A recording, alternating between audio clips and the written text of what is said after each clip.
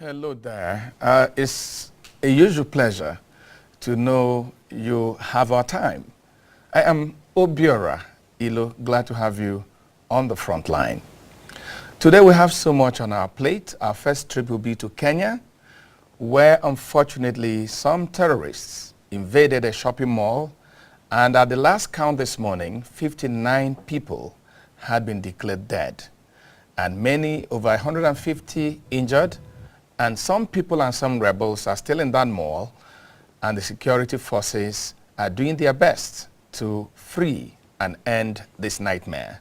We'll be talking to an aviation expert in Kenya and someone who runs an aviation and tourist organization in Kenya to tell us how the Kenyans are seeing this tragedy.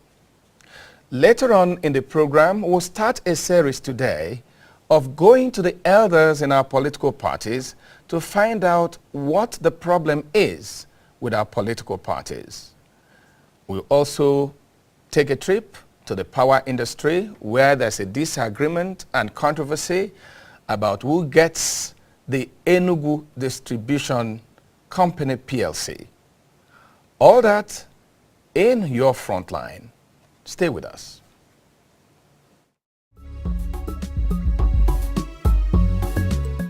We must learn that internal democracy, as we see on television every day, in civilized democracies, is not something that will just happen. We have to work at it.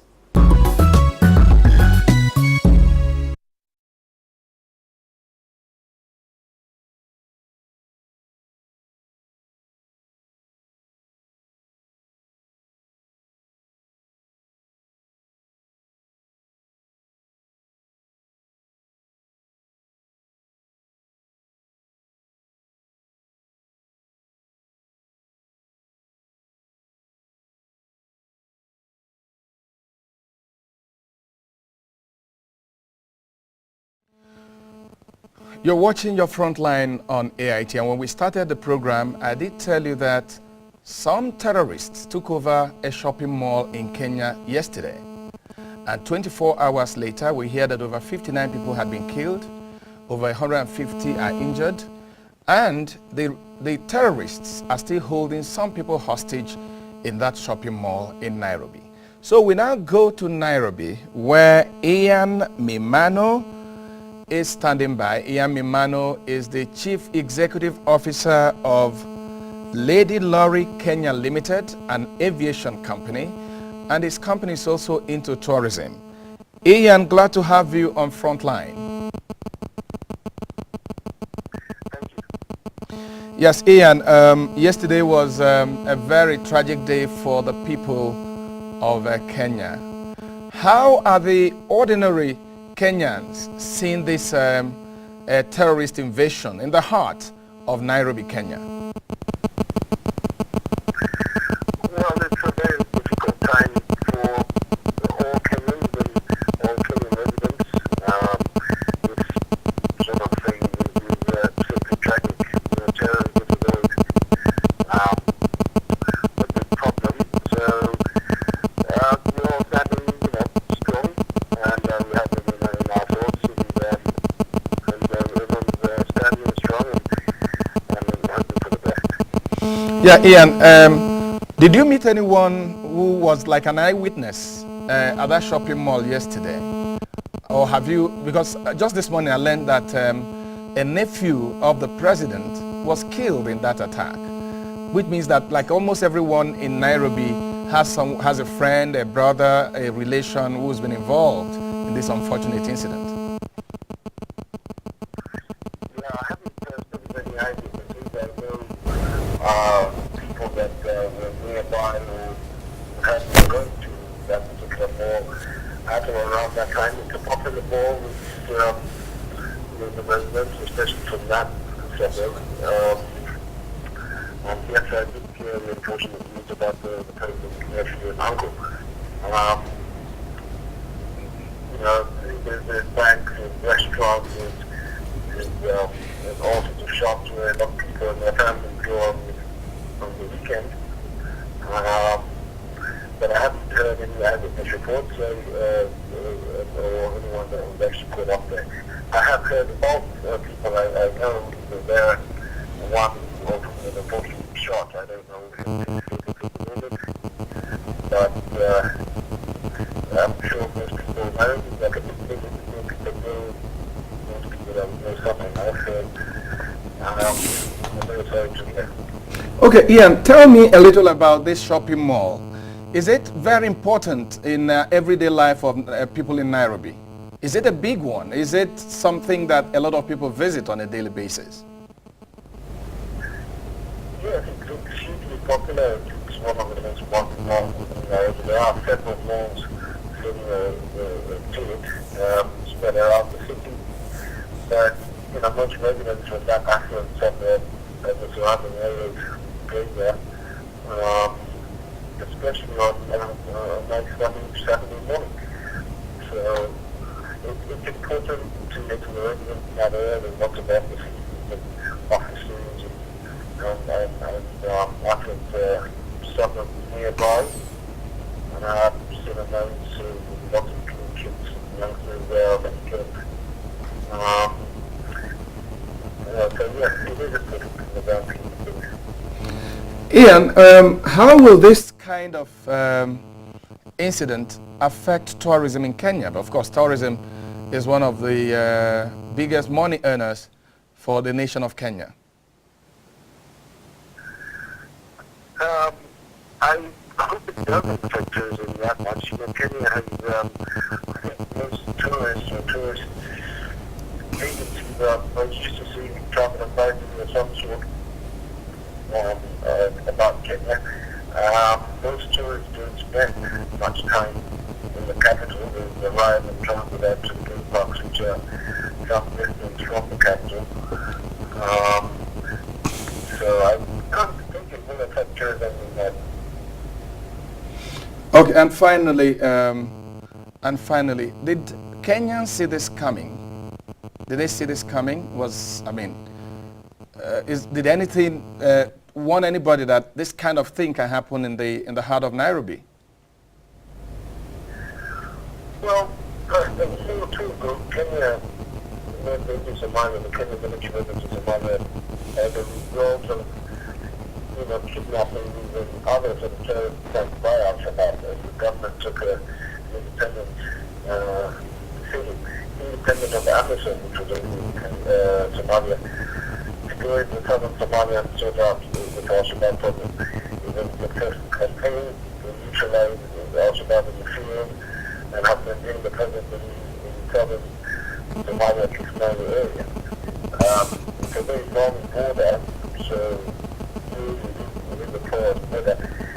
But having said that, Kenya's intelligence is very good. They have been thwarting terrorist attacks for years with great regularity, and so we know that they're doing something to thwart terrorist attacks. I'm quite surprised that this particular one occurred with marine intelligence services making overtime.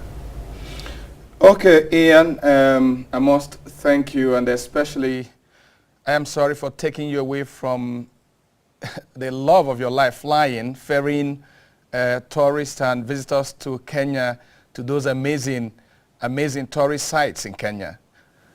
I hope one of these days I will have the opportunity to fly with you. Yes, thanks for calling, and you're welcome to Kenya anytime. Thank you.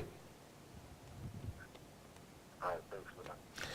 And that was Ian Mimano, CEO, Lady Lorry, Kenya Limited, talking about the unfortunate unfolding incident in Nairobi as terrorists take over one of the most popular shopping malls in Nairobi. Frontline continues in a moment.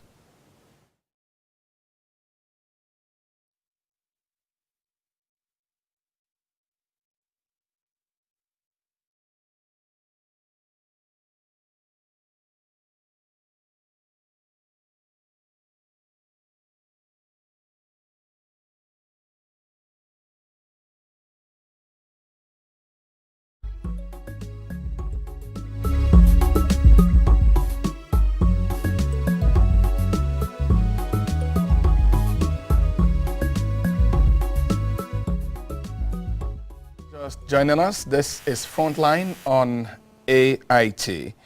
And joining me in the studio is a face we're all used to, Osito Kechukwu, public affairs analyst, politician, and taxpayer from Enugu State.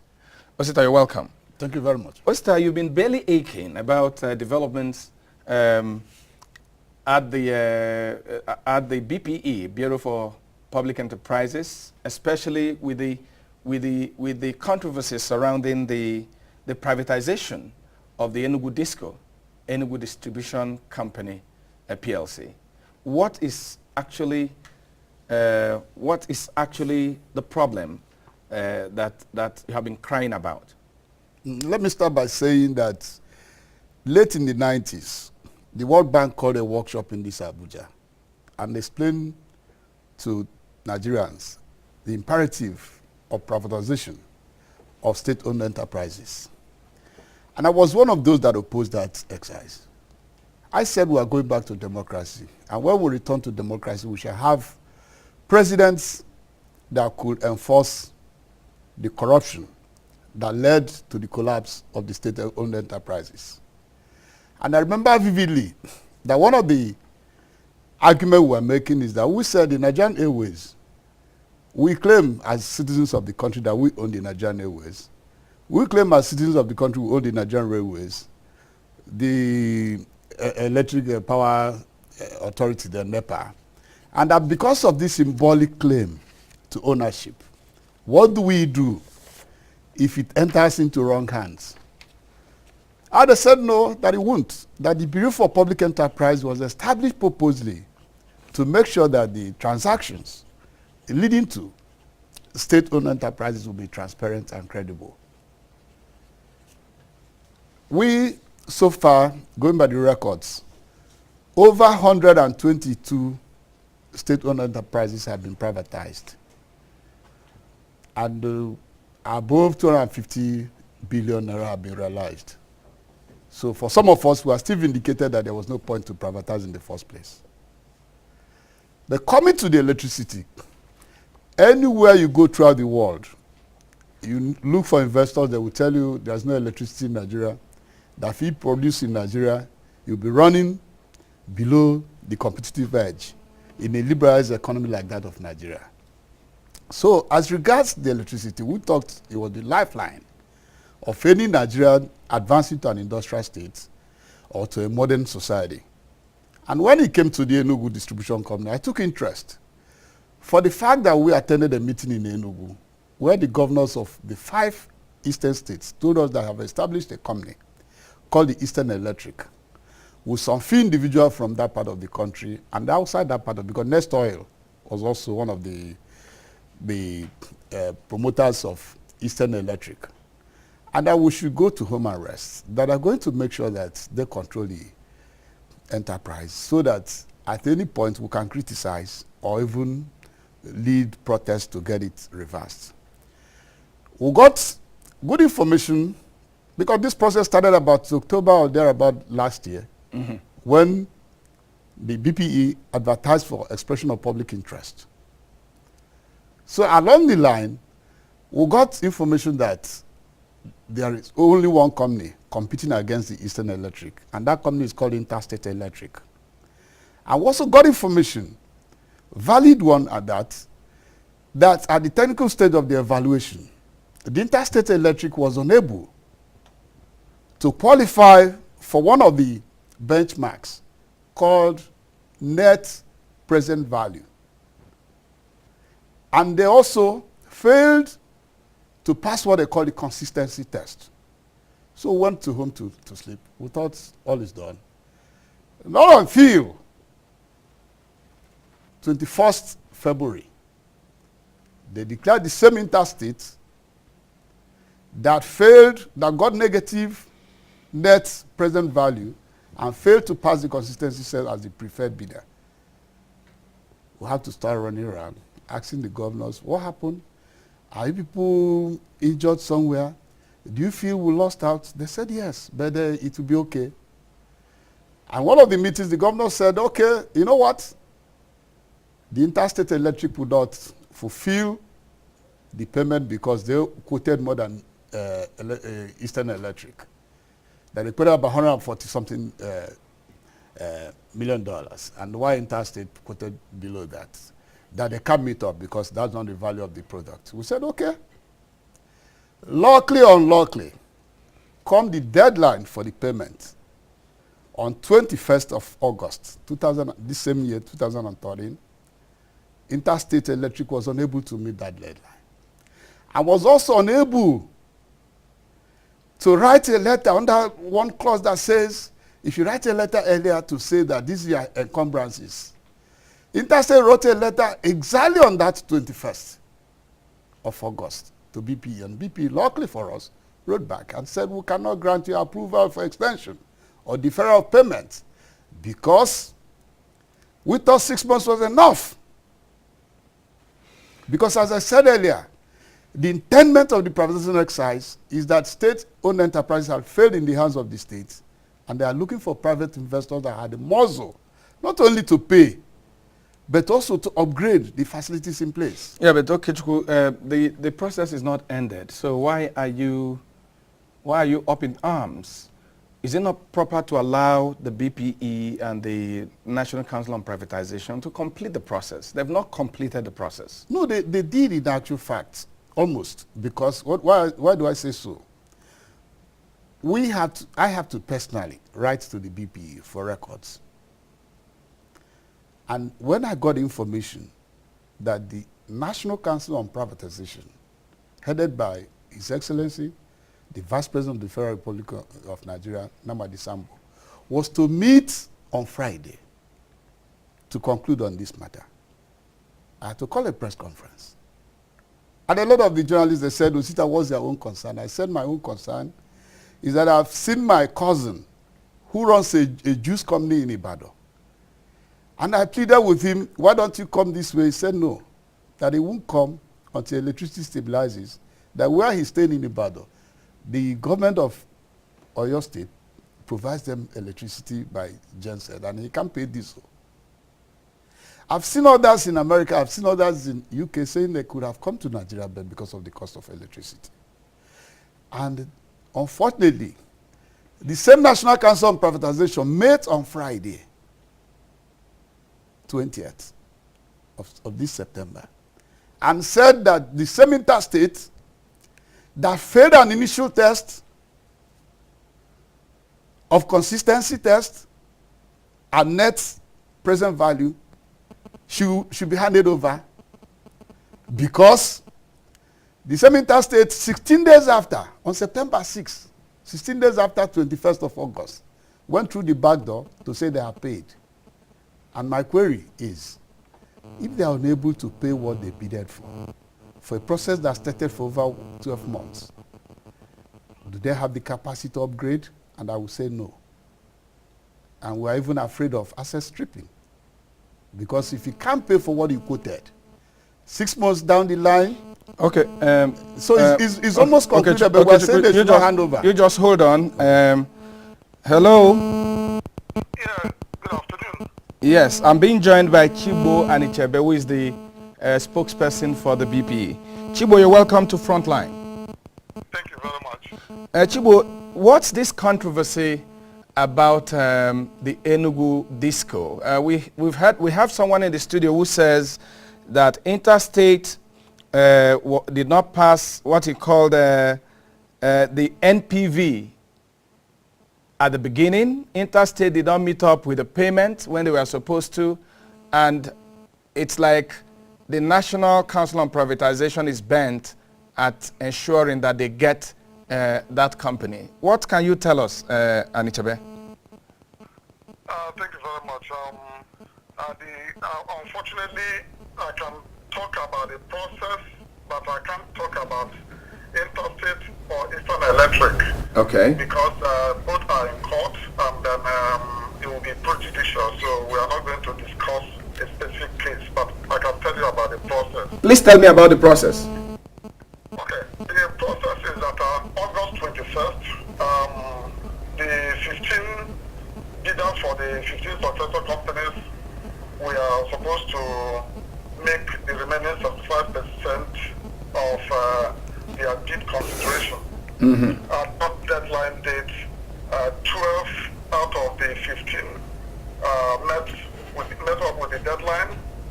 3 did not meet the deadline. Out of that 3, 2 made partial payment. 1 did not make any payment at all. And then between 27th and the 6th, the remaining 2, 6th September, that is, the remaining 2 made their full payment. 1 still hasn't finished their payment. So the technical committee debated on it and then made a recommendation to council, and the 2 that finished making their payments should be allowed to continue, but they must pay interest on the remaining amount they didn't pay for during the deadline period. And then the other one, the remaining one, which is the CIMEC for Saturday, should be referred to the Attorney General of the Federation because some legal issues were raised during the debate. So that's where we are now. Okay, but there were rules when this whole process started, which also included that if people didn't meet up with their financial obligations as it concerns the privatization process, they lost the right, and the right went to whoever was second, whoever was the preferred bidder, or whoever was second on the list. So in the specific case of Enugu Disco, why is Interstate Electrics Limited still part of the process? Well, like I said, I'm not going to discuss the Enugu Disco alone because you can't discuss Enugu Disco without bringing in Shiroro. And they are all in the same category. Shiroro and then Enugu Disco are in the same category. So Enugu Disco is in court. So we are not going to discuss specifically about Enugu Disco. Okay, so because of the court implication of this, you don't want to delve into it specifically. No, yes, that's right. Okay, I must thank you, Anichebe, for giving us this little time. Thank you so much. Thank you very much. Thank you much. So, Mr. Okechukwu, you heard Osita, you heard Anichebe give us the position of BPE. And he says that the matter is in court, which means that we are not supposed to be talking about it. No. What matters in this matter is 2 things that stands out to be clear. Okay. The BPE, for several transactions, disqualified companies that came 5 minutes late. One was Dangote's company. In one of the transactions, disqualified a company that came 5 minutes late. So, it did not give room for serious engagement. I don't know whether 6 months means a lot to you. You had a good 6 months, in fact, before you enter to express interest.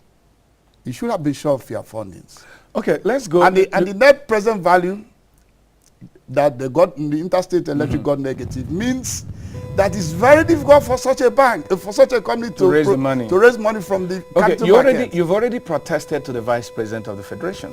Yes. Have you got a reply? I've not even got a reply from the BPE under the Freedom of Information Act. You asked for information. I wrote officially, and 7 days have passed since Thursday last week, and the BPE did not deem it fit to honor the Freedom of Information Act. Mr. Vice President on his own side, I made the appeal thinking that the transformation agenda that the Vice President and Mr. President are supposed to anchor is about the development of the country. And without being immodest, I say that the Aba industrial zone, the Nnewi industrial zone, they require electricity. I'm not saying that for personal interest. I'm saying that because the development of one region of the country means the development of the country. And I'm saying that the underhand dealings with Interstate Electric is less than transparent and breaches the laws and the extant regulations governing the transaction, the privatization exercise. That's all I'm saying. No, but I'm saying that I'm worried. It's unfortunate that based on the court proceedings, BP can't tell us more than they have told us. No, but they have And told you that they have told you that Interstate breached the regulations by not paying to the deadline date. That deadline date is very important. It shows that the company has a gross incapacity to upgrade. The transformers in our villages will be up in ruins. The substations will be up in ruins. That's what I'm talking of our children. Well, you know, we made efforts to get representatives of Interstate Electrics to come on this program, but unfortunately, they are not here. Maybe they will hear it. So by next week, you have not finished your program. Your program continues next Sunday. So let me ask you, how do we move forward? How we are moving forward is that we are going to organize protest. We are going to organize protest because it concerns the life wire of these 5 southern eastern states of the country, an industrial base of one of the industrial bases of the country. We are going to organize as much as we can do through the law. I'm also going to take the BPE to court for breach of the Freedom of Information Act, because they required 7 days to have furnished me with the transaction. For failing so, I've contacted my lawyer, Femi Fallon, Senior Advocate of Nigeria, and they had agreed, as usual, to give me a free bono legal services. So I'll be in court by Monday or Tuesday on this matter. Okay, let me take you back. Eastern Electric Nigeria Limited. Some people have argued that a company that was given birth just because there was a privatization process may not have the wherewithal, you know, to provide this electricity and power you're talking about effectively, because the governors are no experts in power. They quickly rushed, got these companies together, and some even went further to say that some of them were going to, like Next Oil, which some of them say have some links with some people in power, that these governors were going to benefit personally if this thing goes to Eastern Electric.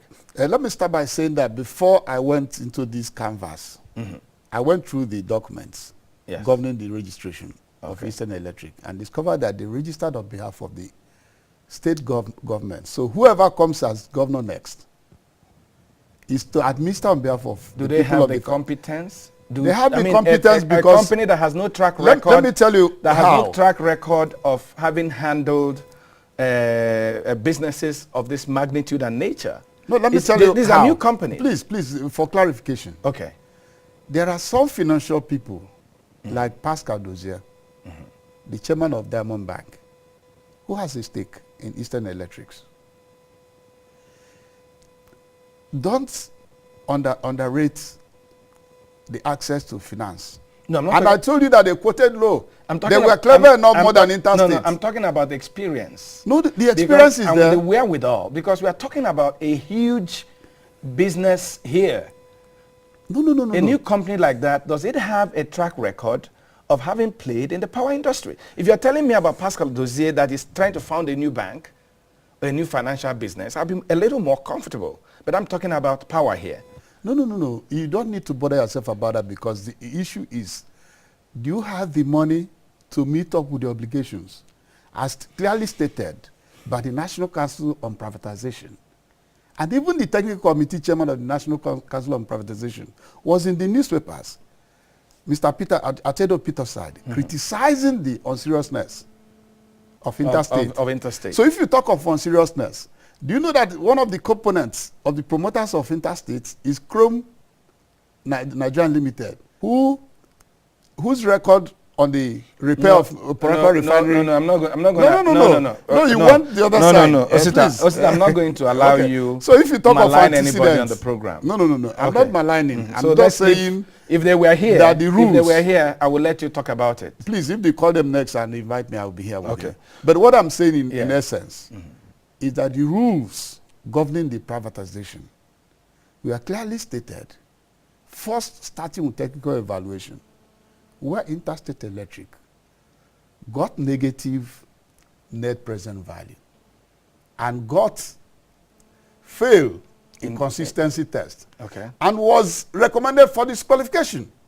Not Tosito Okechukwu recommended. Why are the But governors, BPE, why are the state governments, the 5 state governments, not taking them to court? the governors, you can understand their own encumbrances. You know the system. It's only some of us who feel that because of our children, some of these governors, their kids are abroad. They're not living in Nigeria. My 4 kids are living here. So I'm concerned. So you're concerned. As a taxpayer. You are involved. I'm involved because tomorrow is our day. Okay. If we are going to grow to a giant of Africa. Do you get that? And some of these governors, you know them. You know them. Okay. Luckily for us, I cannot say that like the Chairman Governors Forum in the Southeast, Governor P2B, I can't say he's an enemy to Mr. President, Mr. Vice President. So I don't know why they gave us this kind of bad card. Okay. Osidamos, thank you. I appreciate it. Well, if we have the other party, we'll be inviting you again. I will appreciate that. Thanks for coming on Thanks. Frontline. I appreciate it. And next on our program this afternoon, we start our serial on why political parties are having problems in Nigeria and why there's so much disagreement, so much infighting. And just a few days back, we went in search of a former governor of Enugu State, a former chairman of the PDP, a former secretary of the PDP, and an elder statesman and member of the PDP Board of Trustees. Okwi Nwodo talks to us about the problems of political parties in Nigeria and in developing countries.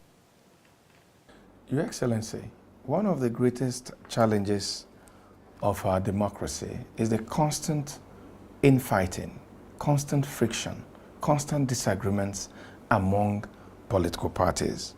Well, you've been secretary of PDP, you've been chairman of PDP, you've also been governor of a state. What would you say is the way out of these kinds of friction, based on hindsight, based on your experience? Well, I think that the bottom line is that we have not built strong institutions. You need to build strong political institutions for democracy to last and for democracy to bear fruit.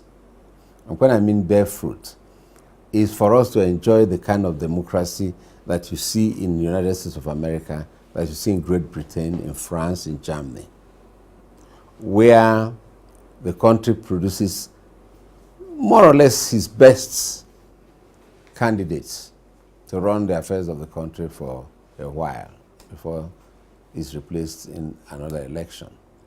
Therefore, we need in Nigeria to build strong democratic institutions. We haven't done so.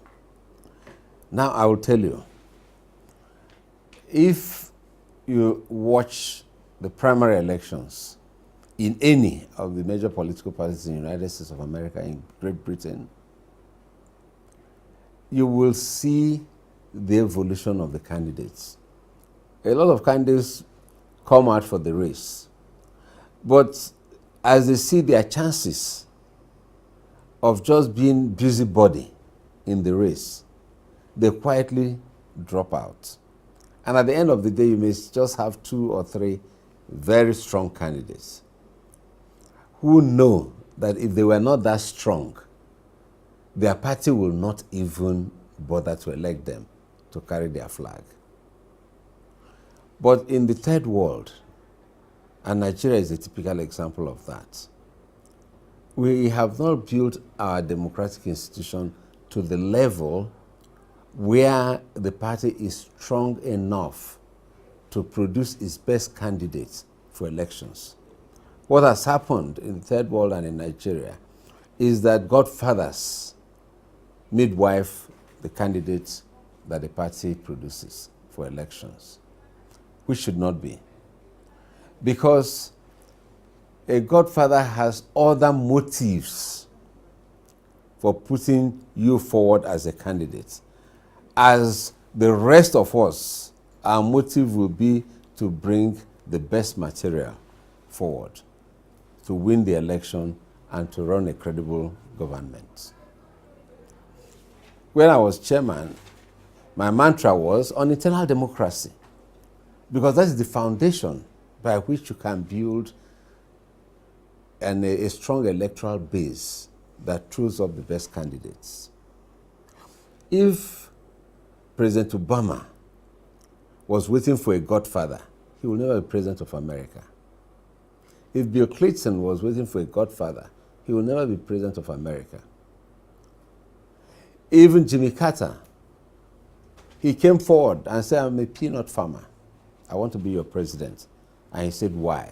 And the people voted for him. Here, no matter your credentials, if you are not being propped up by a godfather, you don't have a chance. And these people who depend on godfathers, when they get the position, they have to satisfy the godfather first before they satisfy the electorate. Two, I also wanted the party to be financially independent. Because if the party was financially independent, the party is more likely to act as an independent electoral commission that has first-line charge of having its money and doing its thing. So I had brought ideas that would make the party to be financially independent. But those who were paying the party and who were dictating the tone didn't like it, because it would take away from them the power to impose candidates on the party. And this is going on in all the political parties in Nigeria. And I'm saying also in the third world, until strong democratic institutions are built, you will continue to have a situation where there have been position. Some people will take it, some people will not take it. But I see it as an evolution in our political development. As we see the crisis that these things continue to create in the different political parties, if we want to learn, we will learn and overcome this stage of our political evolution. I've heard people say that the kind of political parties you have in a country determines the kind, the quality, the color of those you find occupying big government position and the kind of governance you have. All these problems we have with the parties, how is it affecting the growth of democracy, the growth of governance, the quality of governance in our country? It has to, because the system that we operate today cannot and will not produce the leadership that will take Nigeria to the next level.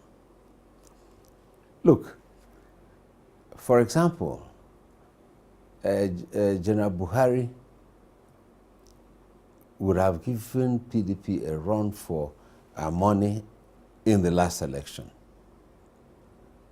But first of all, he disagreed with the governors in ANPP. And when he went to his CPC, again, primaries were conducted in CPC, but he insisted on the candidates that will run the elections. Those candidates who won the primaries, but were not now favored to be the candidates of the party, worked against the party. At the end of the day, CPC won only one state. And this is the tradition in ACN. Their primaries are just to fulfill all righteousness. Candidates are nominated by the leadership of the party. And they can be the best. The same thing I was working against as chairman of PDP, I was hampering on internal democracy. As long as godfathers impose candidates, some people will say no. The elections that PDP lost in the Southwest, I predicted this from day one.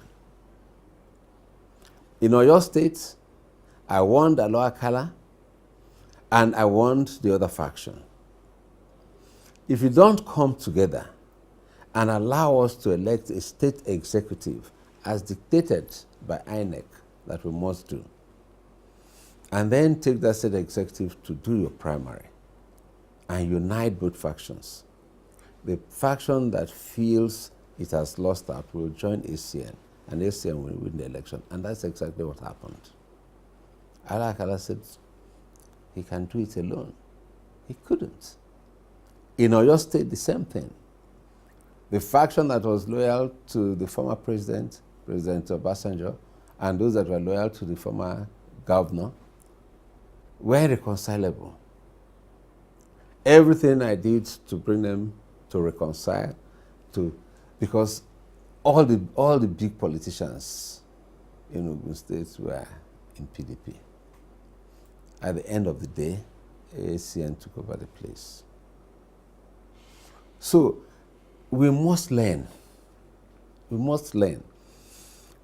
that internal democracy, as we see on television every day, in civilized democracies, is not something that will just happen. We have to work at it.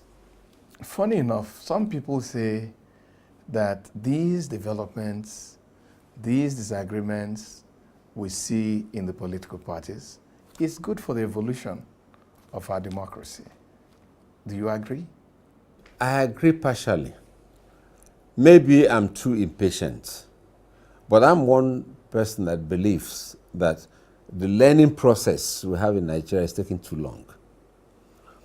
We have developed democracies to learn from.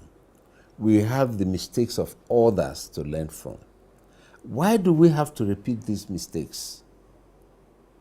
We should be able to move faster, to jumpstart over and above the mistakes we are repeating today. We don't have to. We know that they don't work. But because people are so selfish and so self-centered, and that is the only way they can have their way.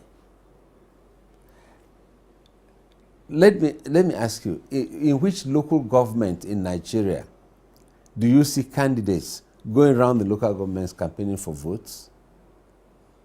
Or councillors campaigning for votes? It's a one-way win for whichever party is running that state. The governor appoints the candidates, and the state INEC goes on to return them. So even at that level, it's that bad. It's that bad. And some governors make it a point of view to appoint, in fact, the criteria for you to qualify to be a local government chairman is that you are either a member of a cult group in the university or you are a member of the governor's thugs who do the rough work during an election. And you are rewarded with a local government chairmanship. Okay. When the local government system was brought in place, it was expected that retired PAMSECs, elderly people who have had experience in governance and who have retired home are the ones that will run the local government system and be able to provide amenities and infrastructure for their people. But it is the thugs now who are local government chairmen and councillors. For the PDP, I think it has become a tradition, but we've also seen signs of it in other political parties. When a chairman of the party emerges, the first point of conflict is between the chairman and his state governor. When you were chairman, and even when you were secretary, you had that challenge with Chimaroke Nnamani. When you were chairman, you had that challenge with Sullivan Chime. Tukur is on the saddle today. Tukur has that challenge with the state governor. Why does this always happen? And based on your experience, why does it happen? The problem I face is very similar with the problem that Tukur is facing. I didn't cause the problem. Tukur didn't cause the problem. Before I became national chairman, under Governor Chimaroke Nnamani, as he was exiting, there was a congress. And in that Congress, his own faction of the party had a Congress in the Presidential Hotel in Enugu. And another faction had its Congress in McDavid's Hotel. Two parallel structures emerged, and they were in court.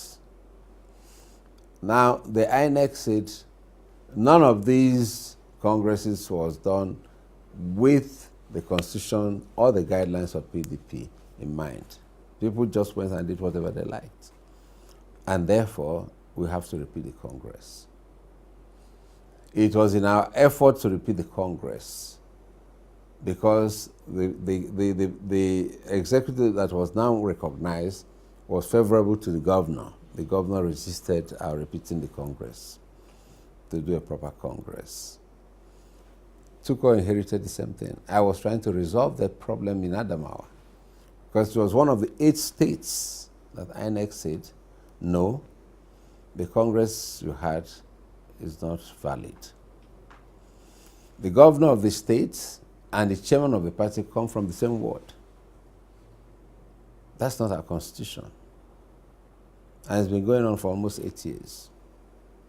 The governor has resisted every attempt to right the wrong pointed out by INEC.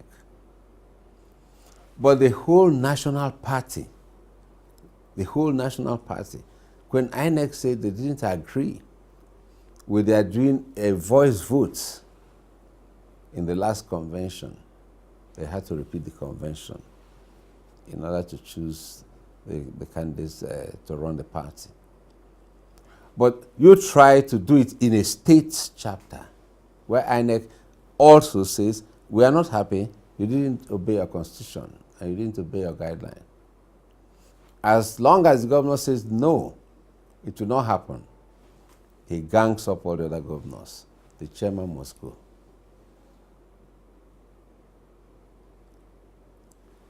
That's not right. Today, Tuko has committed no offense for trying to implement the same thing that the National Executive has implemented at the National Convention in his state since he came in as chairman. Some governors gang up and say he must go. So does it mean our governors are becoming too powerful? The governors have no business in the running of the party. If you go and read the PDP constitution, it does not give the governors any advantage above anybody. But it is this idea of he who pays the piper dictates the tune. As soon as somebody emerges as governor, the party depends on him for funding. All the other contestants don't contribute anything to the party. Members of the party don't pay their fees. They don't pay their annual dues. They don't pay their membership dues. So it's the governor who provides for everything. And therefore, he takes over the party as a personal estate. But if you now become national chairman and you want to implement the constitution of the party, the governor gangs up his colleagues and says, you must go. And usually the person goes. Well, the only person who can protect the chairman is the president.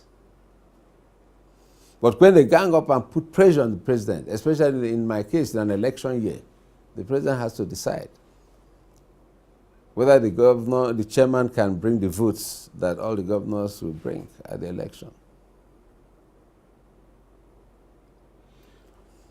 So we have to obey the rules of this game. The party must be strong. In South Africa, when Mbeki ran foul of the party removed him as president of South Africa. They nominated a replacement who finished his tenure. And then they went to general election before they got the incumbents, who is there now. In Nigeria, the governors removed the chairman. The president removes the chairman. and this is it doesn't happen anywhere else except in Nigeria. you have continued to talk about internal democracy. Other people I've spoken with talk about internal democracy in the political parties. But some other people say, yes, internal democracy is a big problem. But they say that as important as internal democracy is selfishness, self-interest, the interest of Nigeria not being considered, the interest of the political parties not being considered, but the interest of individuals, tops on the list. Is this not also affecting the well-being and growth of our political parties? People have vested interests. And unfortunately, not the interest of Nigeria. Not the interest of PDP. But using PDP as a vehicle to where they're going to. How can a sitting governor say we are going to kill the party? Because he was never a member of PDP. He came from NPP and was hoisted and became a PDP governor. So they don't have the interests of PDP. If you have the interests of your party, at a certain level, there are certain statements you cannot make. How can you say you want to kill your party? The platform that gave you the opportunity to be governor. So all this gang up is to kill the party, not to reform the party. What do you gain by killing it? Just because this is no longer serving your interests, to your whims and caprices, not to the Constitution and guidelines of the party. Your Excellency, I want to thank you, as usual, for your time and sharing your experience with us. Thank you.